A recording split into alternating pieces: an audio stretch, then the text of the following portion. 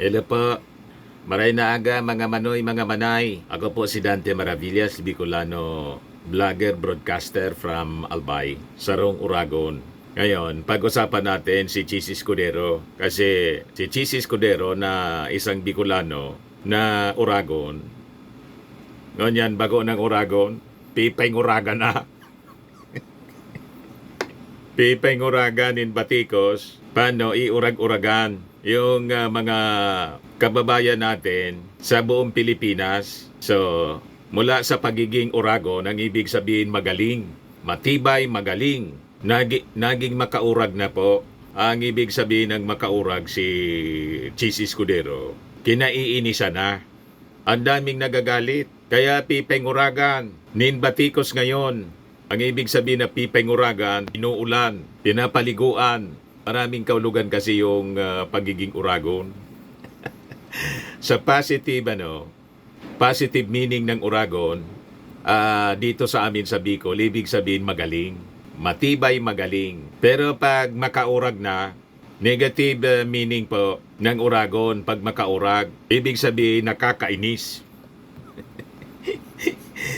Alam niyo naman ninyo dito sa amin, sa Bicol, ang Bicol dialect, ang daming kahulugan. So, yun ngayon ang kondisyon ni Chis Escudero. From Uragon to Makaurag to Pipeng Uragan. So, inuulan siya ng Batikos. At kahapon mga kababayan, nagsalita si Risa Ontiveros para bigyang diin yung urgency ng impeachment trial. Tumalikod si Chis Escudero, nag-walk out. Inuragan siya payo. hindi siguro makatagal doon sa mga sinasabi ni Risa Ontiveros. Nag-walk out si Chis, ayaw pakinggan yung speech ni Risa Ontiveros. Sabi dito, dinaga si Quezon, Chis Escudero turns back on Ontiveros, literally on impeachment debate. So yun ang pag-uusapan natin mga kababayan ngayon kasi sa June 9, sa Monday, plano ng mga Marcos loyalist na mag-rally sa harap ng Senado. Ayan po, June 9, 8 a.m. sa labas ng Senado. Senate of the Philippines, see you guys. Yan ngayon ang plano ng mga Marcos supporters mga kababayan. Kalampagin yung Senado. Batikusin si Chis Escudero mismo sa harap ng Senado. Ipadlock na ninyo, isara na ninyo yan. Barikada na ninyo. Nagiging inutil ngayon yung Senado. In-infiltrate na mga kababayan ng masamang espiritu. Wala na eh. Infected ng Duterte virus. But anyway mga kababayan, before natin pag-usapan, relax muna tayo. Dito muna tayo sa joke time portion ng ating programa para relax lang palagi. Padala po ni Kevin Ray Lascia, yung magbarkada nag-uusap tungkol sa kanilang zodiac sign. Naniniwala sa zodiac sign. Marami naniniwala. Ikaw ba dyan, Mr. Maravillas, naniniwala sa zodiac sign? Hindi po. Kaya lang, marami ang naniniwala sa zodiac sign. Anyway, kwento man lang ito. Kwentong katatawanan. Sabi ng unang lalaki, pre, ano yung zodiac sign mo? Sabi ng kausap, ikaw muna pare. Sabihin mo muna yung sayo, yung zodiac sign mo. Sabi ng kausap, Cancer ako pare. Ikaw? Sagot ng kausap, Gueter ako pare.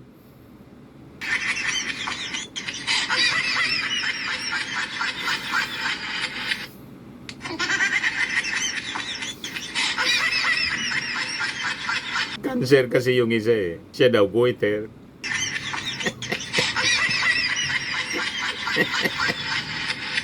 Pati sa zodiac sign, ignorante. Anyway, joke man lang po, mga kababayan. Matik na 200 pesos. Send mo sa akin po yung GCash number mo. At kasali ka na rin sa ating monthly draw. 5,000 pesos yung cash prize. Pag nabunot yung pangalan po ninyo. Pag hindi, qualified ka pa rin sa grand draw sa December, 10,000 pesos na yung cash prize. Yung mga gusto na magpadala ng entries, message lang po kayo sa aking Dante Maravillas blog page sa Facebook. O kung hindi, sa Dante Maravillas Facebook account. Sa Messenger po. Yung ganun lang po, maiksi lang na kwentong katatawanan. Dapat hindi po censored at hindi rin nakakadiri na kwento. O, kung hindi pa po kayo nakasubscribe dito sa ating YouTube channel, click subscribe ninyo at share naman po ninyo sa inyong mga kaibigan para mapasaya natin at saka para hindi po kayo mabiktima ng fake news at maling mga pinapakalat na mga propaganda, lalo yung mga naninira sa ating gobyerno. At ngayon, balikan natin itong issue sa impeachment. Sabi natin kanina, talagang inuulan na po ng batikos itong si Chis Escudero. Kasi kitang-kita po, may kasabihan po tayo. Pag gusto, nagagawa ng paraan. Pag ayaw, maraming dahilan. Hindi maubusan ng palusot po si Chis Escudero. Kung ano-anong palusot. Ang dami pong sinayang na panahon. Mga kababayan, yung ating mga senador, ang taas ng sweldo ninyo. Inuna pa ninyo yung inyong pagbakasyon kaysa doon sa obligasyon ninyo under the Constitution. Kaya sabi po ni Risa Ontiveros, napakahalaga niyang mandatong ito ng ating saligang batas. Buti pa yung hindi abogado. Hindi man abogado po, si Risa Ontiveros. Pero aware siya ng napaka-importanting mandato ng ating saligang batas. Ngayon hindi na nakatiis si Risa po, tumayo doon sa Senado at naghayag ng kanyang manifestasyon. Hindi kinaya po ni Chis Escudero, biglang umalis. Hindi nagustuhan ng ating mga mamamayan na nakita si Chis Escudero, tumalikod bigla. Pambabastusan niya itong ginawa ni Chis Escudero. Kaya hindi na siya uragon ngayon. Makaurag na. Dami nang iuragan sa iya. Galit na galit ang ibig sabihin iuragan. You see? Sabi ko nga, sinayang ni Chis Escudero yung kanyang pagkakataon. Dati maraming humahanga sa kanya. Di ba? Ngayon po, pabawas ng pabawas ang mga taong believe kay Chis Escudero. Ang dami ng galit tuloy. Kasi nga, sabi ng mga observers po, dinidribolan niya talaga ni Chis Escudero. Pakinggan muna natin itong sinabi ni Risa Ontiveros sa kanyang manifestation. Ayan po si Risa Ontiveros. Once we receive the articles of impeachment, trial by the Senate shall forthwith proceed. Hahatulan tayo ng sambayanan kung hindi natin ginampanan ang tungkulin na ito sa sambayanan. I wish to respond briefly to the manifestation made by the majority floor leader. Mr. President, the 1987 Constitution demands that the Senate continue with the impeachment proceedings already initiated without further delay. The rulings of the Supreme Court make it clear that first, impeachment is a non-legislative function of the Senate. This is Chavez versus Judicial and Bar Council, GR number 202242, 16th April 2013. And second, that non-legislative functions of the Senate are not affected by the shift from 19th to 20th Congress. This is the case of Pimentel Jr. versus Joint Committee of Congress, GR number 163783, 22 June 2004. It is true that the 19th Congress cannot bind the 20th Congress and all unfinished business will be terminated. But this is only true for any work done by us in the exercise of our legislative functions. Napakahalagang mandato po ng saligang batas ito, klaro at walang kalabuan. Once we receive the articles of impeachment, trial by the Senate shall forthwith proceed. Hahatulan tayo ng sambayanan kung hindi natin ginampanan ang tungkulin na ito sa sambayanan. Ang mangyayari nito mga kababayan, kapag hindi inayos si Chis Escudero, siya mismo yung i-impeach. Ang mag-i-impeach mga kababayan, kasi si Chis Escudero hindi man impeachable officer. Ang mag-i-impeach sa kanya, yung ating mga mamamayang Filipino. Tatablahin siya sa mga susunod na eleksyon pag hindi niya inayos ito. Lalo't may mga nag-iisip na mga kababayan sa kanyang mga kasama, although butit na talo si Tol. Gustong tigbakin ni Tol yung impeachment sa Senado. So tama yung desisyon natin mga kababayan na kahit member ng alyansa, si Tol Tolentino, hindi natin binoto na talo. Kaya lang marami pa rin ang mga kalyado ni Digong at ni Sara sa Senado. Yun yung sabi ni Tolentino kahapon, if we cannot conclude the trial before June 30, we must recognize that this impeachment case is functionally dismissed. Lumalabas may sabuatan mga kababayan na i-dribble, i-delay ng i-delay para may rason na i-dismiss mga kababayan yung impeachment case laban kay Sara Duterte. Hayag kayo sa ganon? Ang ibig sabihin nito, mga kababayan, napakalakas kasi ng mga ebidensya. At yung mga kakampi ni Sara sa Senado, nagsasabuatan sila ngayon para hindi makapag-present ng ebidensya yung prosecution. Kasi pag na-present yung mga ebidensya sa articles of impeachment laban kay Sara Duterte, mahirapan sila na i-acquit si Sara Duterte. Kaya dinadaan nila sa ganito. Technicality, mga kababayan. Ito, pakinggan ninyo yung speech niya, manifestation ni Tolentino. Against Vice President Sara Duterte 117 days ago. Yet the trial required by Article 11, Section 3(4) of the Constitution to proceed forthwith will begin only on June 11, dangerously close to the end of the 19th Congress. This delay compromises due process and undermines our role as an impeachment court. Under the 1987 Constitution, the Senate of each Congress acts separately and independently of the Senate of the Congress before it. Only 12 senators remain after each election, insufficient to form a quorum. Thus, unlike the U.S. Senate or the Philippine Senate under the 1935 Constitution, we cannot carry unfinished proceedings into the next Congress. Allowing the 20th Congress to take over this trial would be ultra vires or beyond our constitutional power. Jurisdiction over impeachment is exclusive to the Congress that receives the complaint. Supreme Court rulings in Neri versus Senate and Balag versus Senate and our own Senate rules, Rule 44, Section 123, confirm that all legislative and investigatory matters terminate with the expiration of a Congress. This principle is affirmed internationally. Jefferson's Manual provides that unfinished business do not carry over into a new Congress. If we cannot conclude the trial before June 30, 2025, we must recognize this impeachment case is functionally dismissed by constitutional operation and no action can be taken by the 20th Congress on the matter for lack of constitutional authority. Mr. President, kahit anong pilit, hindi maitatawid, lalo na't kung lalabag sa saligang batas.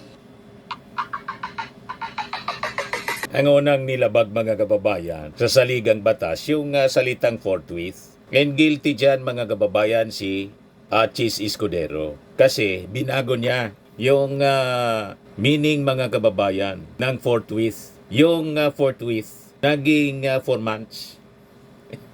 You see?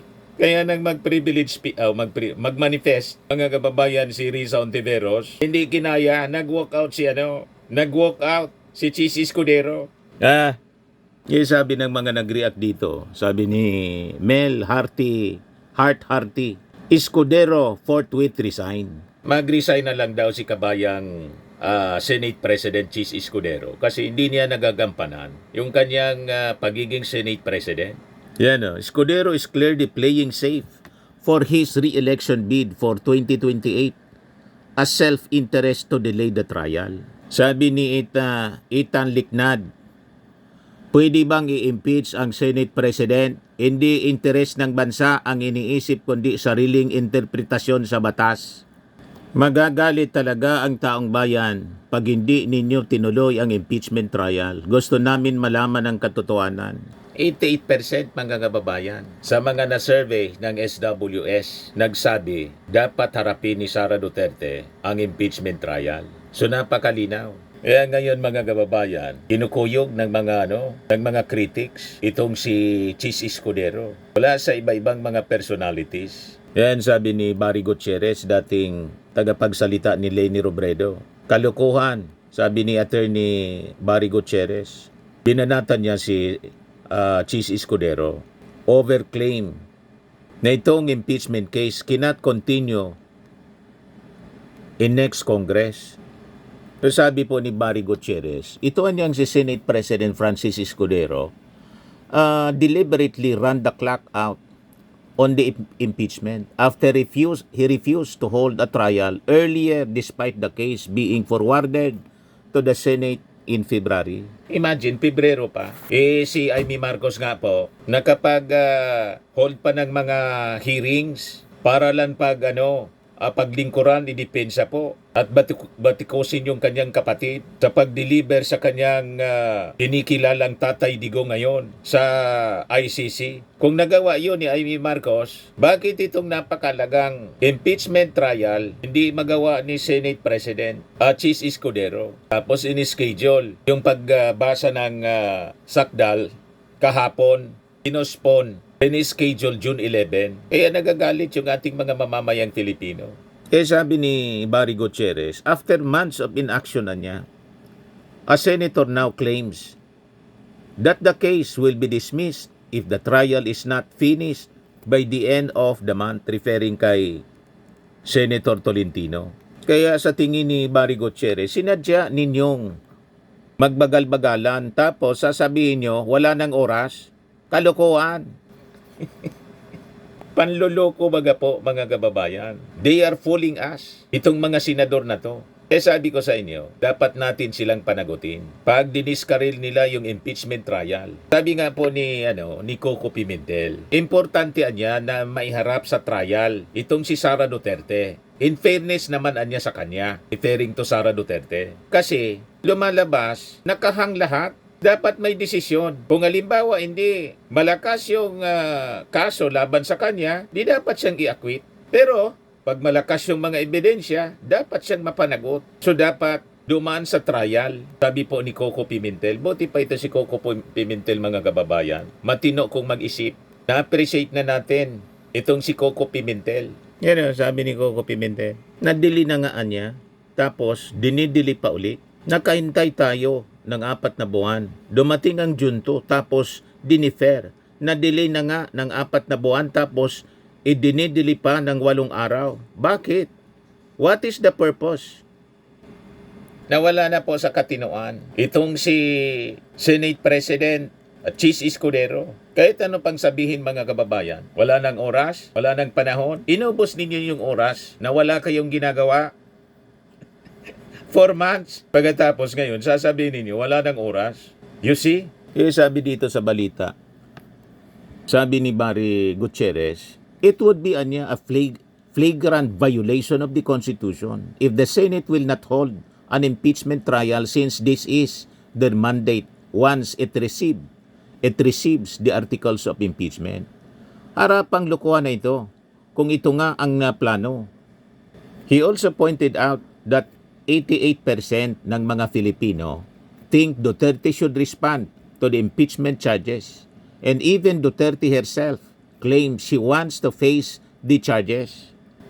Nagyabang pa nga po si Sara Duterte. It will be a bloodbath. You see? Ako tingin ko yung mga statement na yon ni Sara Duterte, cover niya para i-intimidate mga kababayan yung Senado. Parang yung kanyang mga kaalyado, yumuyo ko din sa intimidation ni Sara Duterte. Kasi feeling nila, malakas pa niya yung impluensya ng mga Duterte. Ito nga si Chis Escudero, just to maintain his Senate presidency. Tumawag daw kay Bato. Si Bato mismo yung nagsabi. Kinausapan niya ako. Nandiligaw mga kababayan si Escudero sa mga senador at kasama doon si Bato. Si Bato naman kahapon nga po kay Chis Escudero nanumpa. Ayan Alam na this. Yan report ng kahapon ng Inquirer. Look, re-elected Senator Ronald Bato de la Rosa takes his oath of office before Senate President Francis Chis Escudero on Monday. Pinili niya kay Chis Escudero mag-take oath. Alam na, yung iba sa barangay captain, yung iba sa kung sino, sa Chief Justice, kung sino yung pinili nila na mag-administer ng kanilang oath of office. Si Bato, pinili talaga si Chis Escudero. May mali siya. Kita na ninyo, mga kababayan? Sabi ni Barry Gutierrez, harap-harapang lukuan niya ito. So ano anyang ginagawa ng Senado?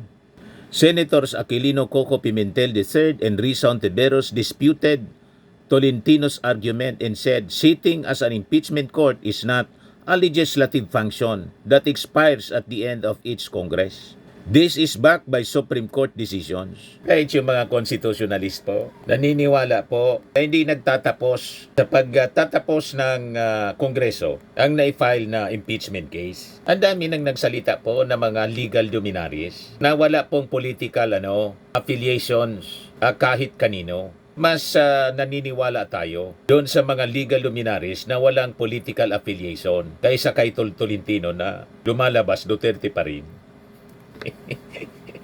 Tama ba? Kahit sa mga opinion columns, mga kababayan, hindi nagustuhan ang ginagawa ngayon ni Senate President Chis Escudero. Ito mula sa Inquirer, opinion.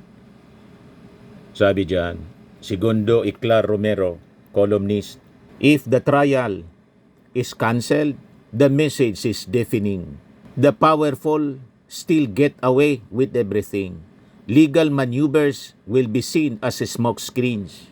The law, again, becomes the weapon of the elite to protect their own. Correct. So yan ang nakakalungkot, mga kababayan, sa sitwasyon natin ngayon. Kanya-kanya pong interes. Hindi na yung interes ng ating mga mamamayang Pilipino, kundi yung kanilang political survival, political interest. Kahit yung mandato nila, mga kababayan, mula sa ating konstitusyon, namimikit mata po sila. Pinipilipit nila yung batas to suit their interest, mga kababayan. Kaya pati yung mga religious leaders, nag-react na rin po. Hello. Delay in BP Sara impeachment trial shows lack of urgency. Religious leaders say. Ako, pag hindi po ito nahawakan ng tama ng Senado, malamang mag-edge sa people power. Na ang gagawin, mga kababayan, tao na yung gagalaw para si Sara Duterte papanagutin. Kasama na yung Senado. Baka ipadlock nila yung Senado. Ayaw man ninyo magatrabaho based sa mandato ng ng ating konstitusyon, di ipadlock na lang yan, i-abolish ng diretso yung Senado, buti pa yung Congress. Maganda, mga kababayan, yung performance. Kaya sabi ni Speaker Martin Romualdez, ito anyang impeachment case, ang bula niya nasa Senado na. Ayan po si Speaker Martin. Impeachment, sir. Minamadali ba niya ba yung Senado to conduct the hearing? No, it's up to them. Wala kayong salamat po. It's up to them. We leave it up to their sound discretion. Nasa sound discretion na niya ng Senado. Wala sa sound mind, mga kababayan, yung mga senador. Pinag-iwanan na, mga kababayan, ng katinoan. Ilan na lang yung mga matitino ang naiwan sa Senado, kaya logi yung ating mga mamamayang Pilipino sa pasweldo sa kanila. I think kailangang manawagan na tayo na yung Senado, i-abolish na lang po. Yung mga nagiging senador natin, hindi na senador ng bayan, senador ng mga Duterte. Proud sila. Proud pa sila. At tawaging senador, Duterte Senators. You see? Buti na lang sana kung ang pamilya nilang ipinagtatanggol, matino. Wala sa katinoan, mga kababayan. Imagine, siya lang ang vice presidente na nagawang pagbantaan ang sitting president, ang first lady at speaker of the house. Wala pa yan sa history ng ating bansa na may ganong vice presidente. Pagkatapos, titigbakin lang nila ng mga senador yung impeachment at trial sa Senado. At hindi lang yon. You can just imagine yung confidential funds, 125 million, ginastos in 11 days. At santambak na mga chichirya po ang beneficiaries. At nang i-check sa Philippine Statistics Authority, walang records. Pagkatapos palalampasin natin ang ganitong uri ng gawain. Doon lang sa pagbabanta, pag pinalampas ito, mga kababayan, ng ating mga senador, inakwit si Sara Duterte. Ang ibig sabihin niyan, they are normalizing evil.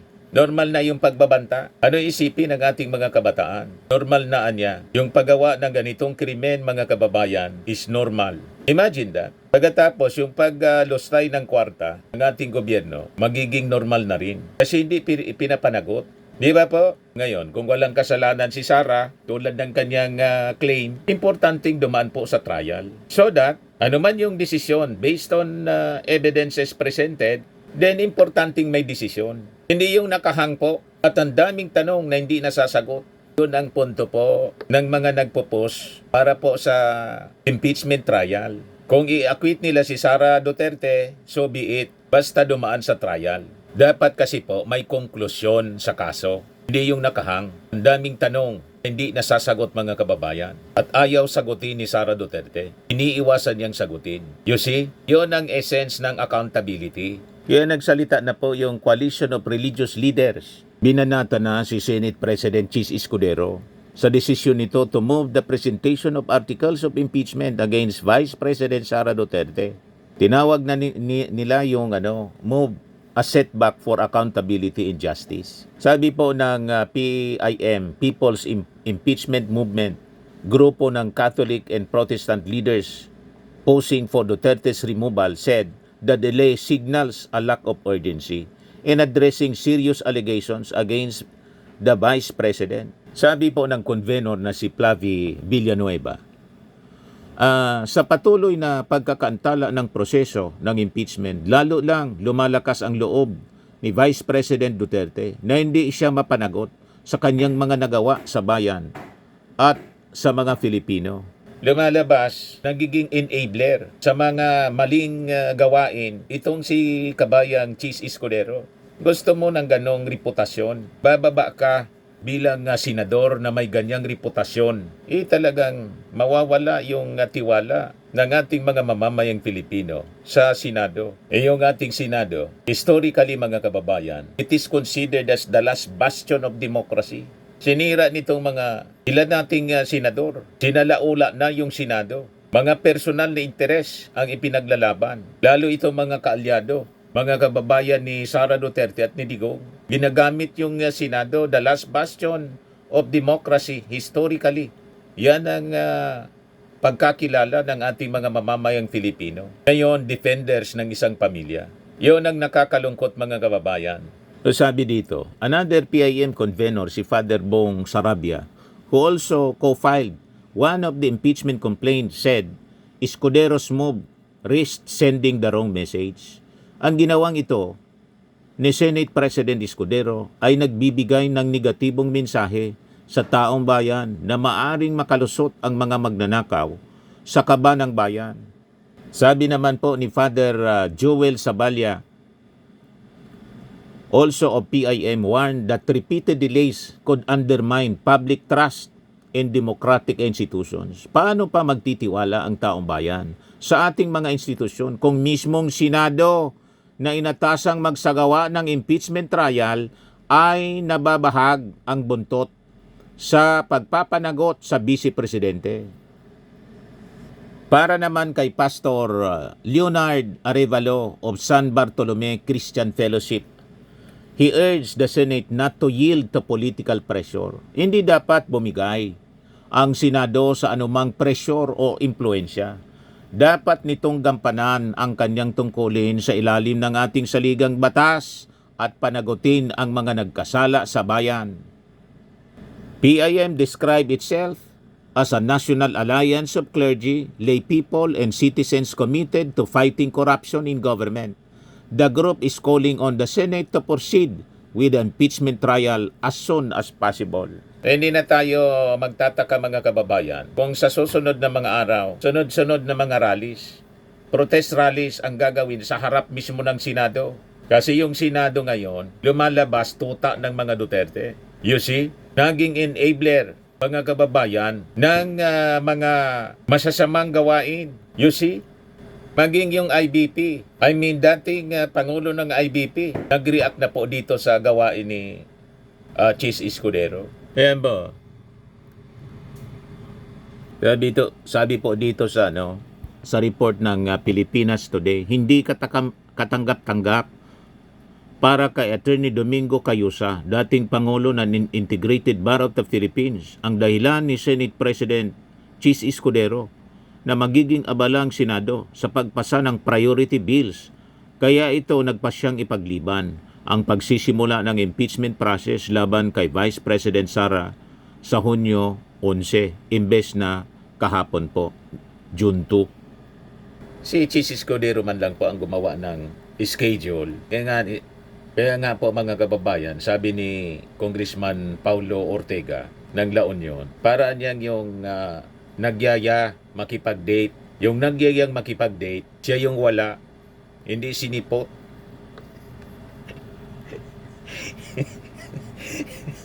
Inindyan yung kadate mga kababayan. Yung Congress, yung kadate niya. Yung mga House prosecutors, binigyan ng schedule para sa pagbabasa ng sakdal. Reading of the articles of impeachment. Kahapon sana, hindi sinipot. You see, ganon ang ginawa ni Chis Escudero. Kung ano-ano pong mga palusot ang sinasabi. Hindi ka na makakaulit, Chis Escudero. Pag ganyan, sinira mo yung tiwala ng mga mamamayang Filipino. Malamang kung you run for re-election or anumang posisyon in 2028, malamang matulad ka kay Tolentino. Botit si Amy Marcos. Nakasabit pa, pero kalay kabit. Pang 12. O diba? Matutulad ganyan kay Tolentino at saka kay Bong Revilla. Talo. Sumama na yung tingin sa iyo, kabayan. Kahit nga ako nga sabi ko, kung matino yung mga pinagagawa mo dyan sa Senado, pwede ka sana na tumakbo na Vice President o baka endorse ka pa na maging presidente, next president. Pwede bagay kayong magtandem ni Speaker Martin Romualdez. Pwedeng ikaw yung presidente, vice president si Speaker Martin Romualdez, or si Martin Romualdez yung presidente kasi may overwhelming support from super majority ng mga congressmen na may direktang impluensya sa barangay.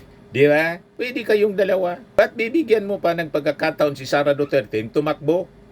Isang tambak yung ginawang kalukuhan ni Sara Duterte. Yun lang na pagbanta sa ating Pangulo. Imagine that kung i-acquit ninyo yan, that will be unacceptable sa ating mga mamamayang Filipino. Yung ginawa po ni Sara Duterte, culpable violation of the Constitution and betrayal of public trust. Hindi po matatanggap ng ating mga mamamayan kasi po sila mismo yung testigo sa number 1 articles of impeachment. At sabi ni Sara, no joke, no joke. You will normalize violence and grave threats and wickedness pag inakwit ninyo si Sara Duterte. Napakalinaw ang kanyang ginawang kasalanan na dapat papanagutin, mga kababayan. Yung bribery na ginawa niya doon kay Yusek Mercado, napakalinaw yung intensyon kung bakit ginawa niya yun. Para maging kasabwat po sa mga masasamang ginagawa bilang DepEd Secretary siya. Yun ang intensyon nun, mga kababayan, kaya bigay siya ng bigay. You see?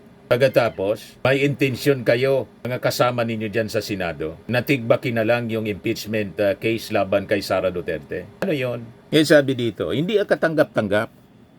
Sabi ni Attorney Domingo Cayosa, dating Pangulo ng Integrated Bar of the Philippines, ang dahilan ni Senate President Chis Escudero, after anya na pinangakuan niya ang taong bayan, nung mag-complain na bakit dinidribble niya ito, pinatatagal nyo. Bakit ito sa lalong madaling panahon o dapat ito sa lalong madaling panahon ayon sa konstitusyon? Sabi ni Attorney Cayosa, even if you look at the rules of the Senate itself, malinaw naman na kapag may impeachment, it takes precedence over the ordinary legislative work. Napakalinaw. Forthwith proceed nga eh. Sabi sa ating saligang batas. Saan ka nakakita? Mga abogado po, sila mismo ang dumalabag sa ating saligang batas. At hindi lang sila simpleng abogado. Senador pa sila, Senate President pa. Kaya pumalag na rin po maging si House Panel Prosecution Member Representative Laila De Lima. Yung delays niya violate the charter. Sabi po ni De Lima, that is clearly violative of the Constitution. Forthwith is forthwith. And it has been delayed a few times already. How many times has it been postponed, sabi po niya. Yung ating konstitusyon na niya states that if a verified impeachment complaint is filed but at least 1/3 of all the members of the House of Representatives, trial by the Senate shall forthwith proceed. Let us not fool ourselves. This is no longer about legal preparedness. This is about political will. We are seeing the early signs of dribbling, delaying tactics designed to tire the public, to ease the momentum, to save those in power. When powerful figures anya are accused of grave abuse, silence is complicity, delay is betrayal.